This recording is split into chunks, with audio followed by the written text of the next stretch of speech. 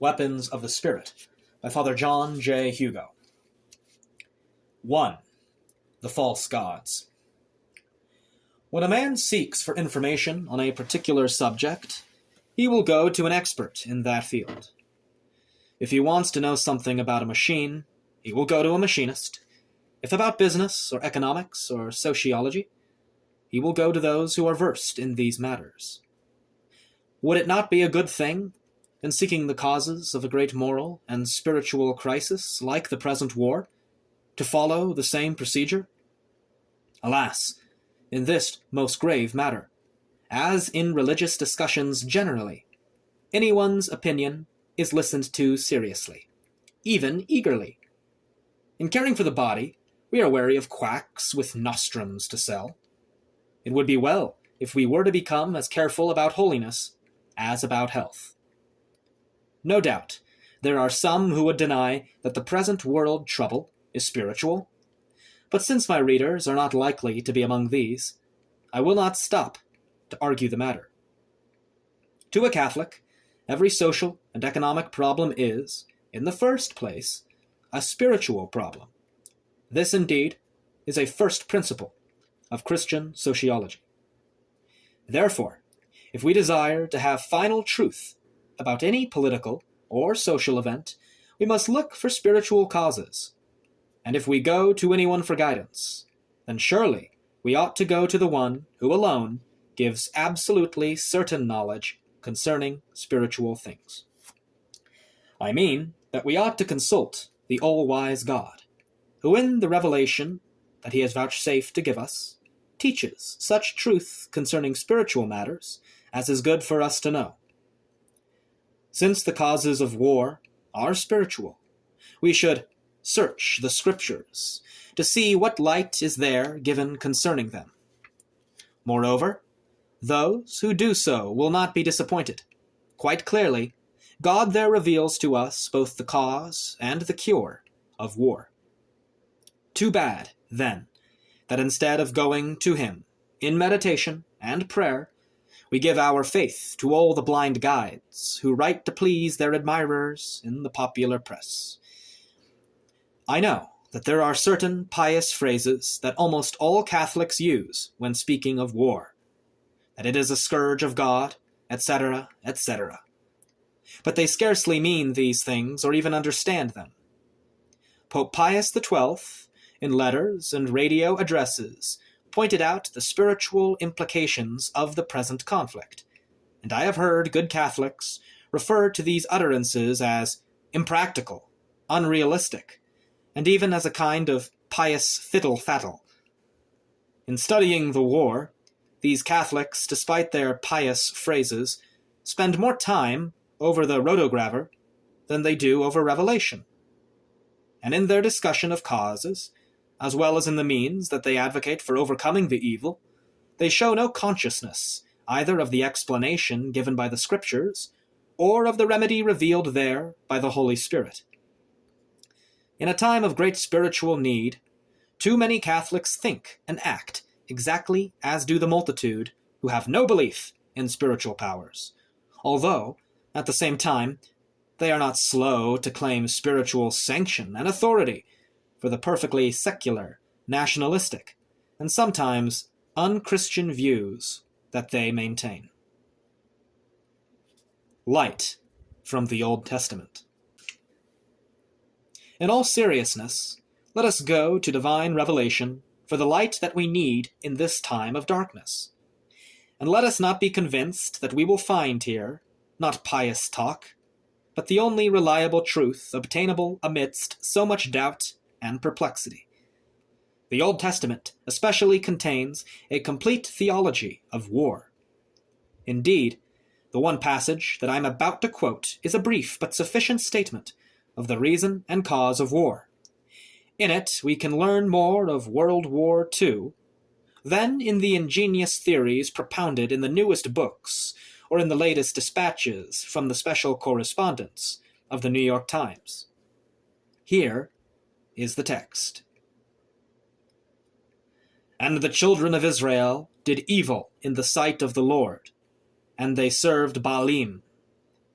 And they left the Lord, the God of their fathers, who had brought them out of the land of Egypt, and they followed strange gods, and the gods of the people that dwelt round about them, and they adored them, and they provoked the Lord to anger. And the Lord, being angry against Israel, delivered them into the hand of plunderers, who took them, and sold them to their enemies, that dwelt round about, neither could they stand against their enemies.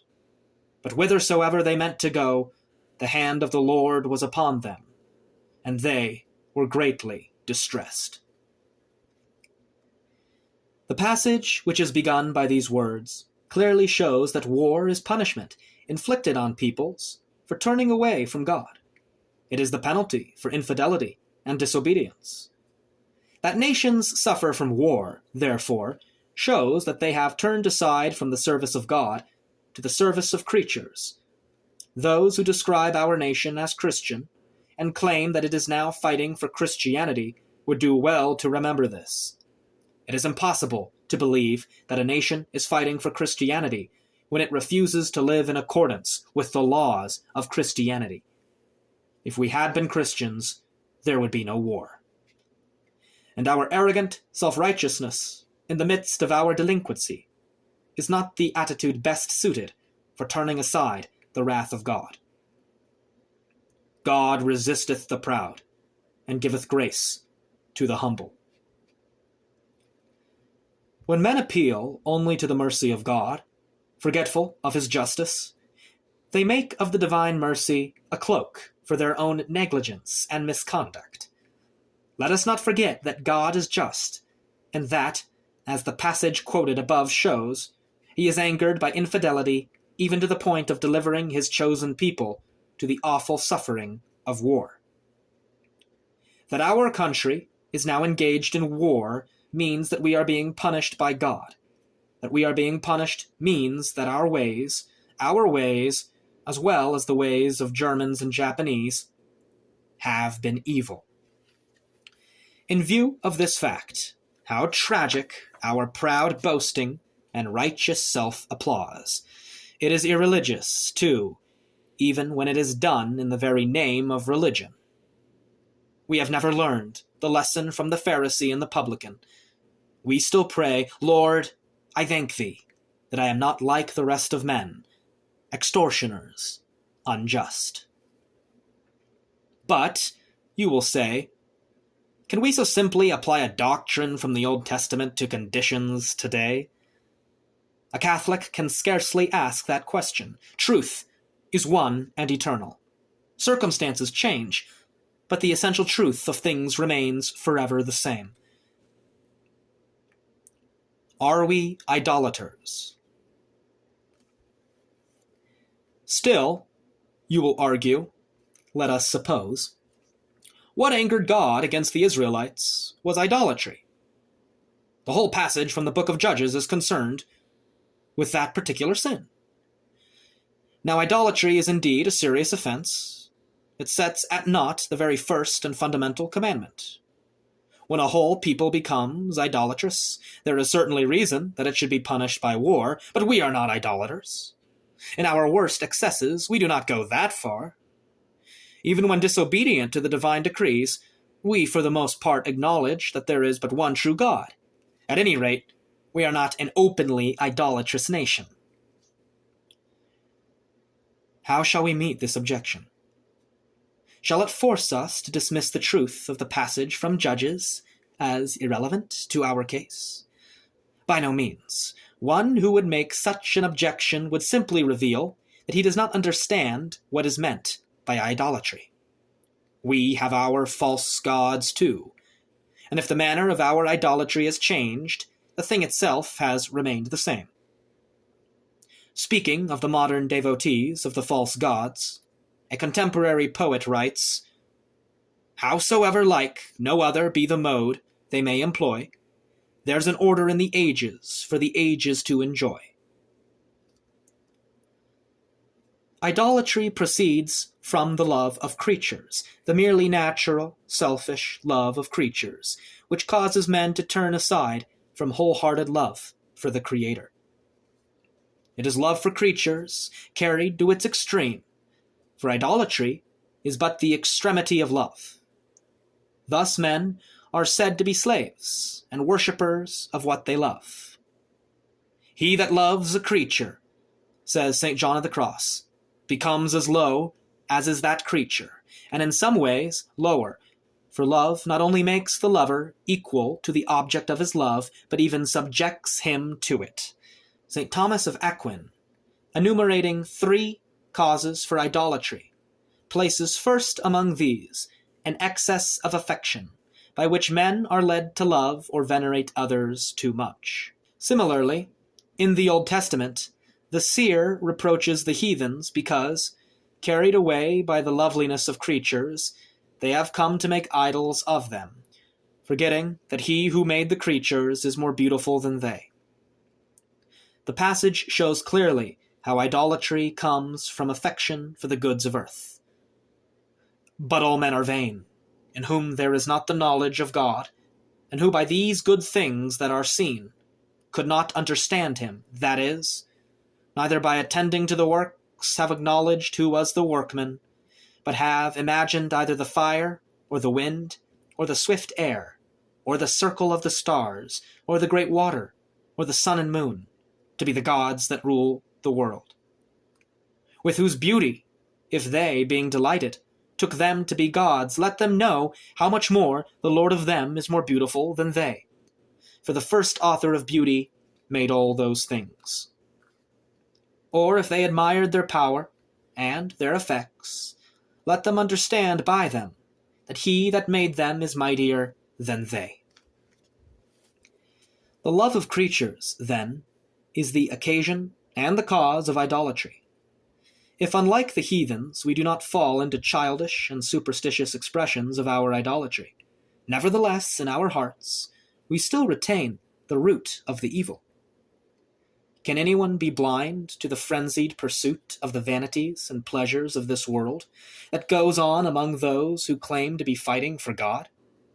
Here is the idolatry that causes war. Let this not be considered a forced interpretation of the Scriptures.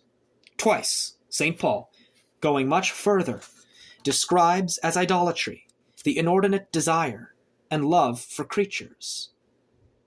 Mortify, therefore, your members which are upon the earth, immorality, uncleanness, lust, evil desire, covetousness, which is a form of idol worship.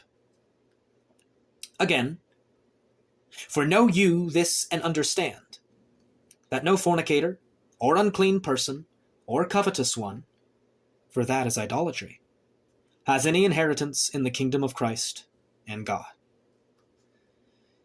These words do not mean, according to St. Thomas, that idolatry and covetousness are identical.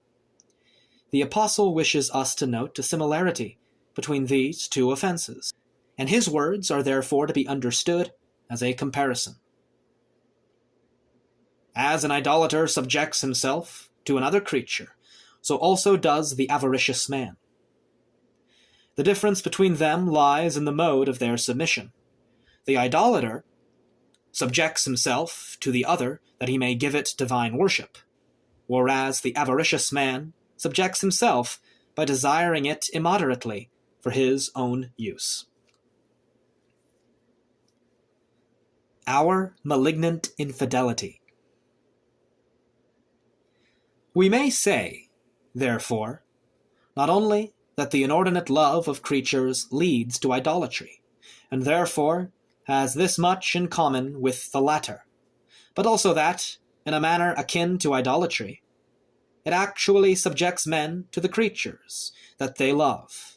For, to repeat the words of St. John of the Cross, love not only makes the lover equal to the object of his love, but even subjects him to it. Can we say, then, that we are not idolaters, and that the words of the Old Testament spoken on this score do not apply to us? On the contrary, we are being punished exactly as the Jews of old, for infidelity, for earthliness, for devotion to the false gods of this world. Indeed, our idolatry is the more malignant in that the very Son of God has come since the time of the judges to teach us the secret and the mystery of the cross.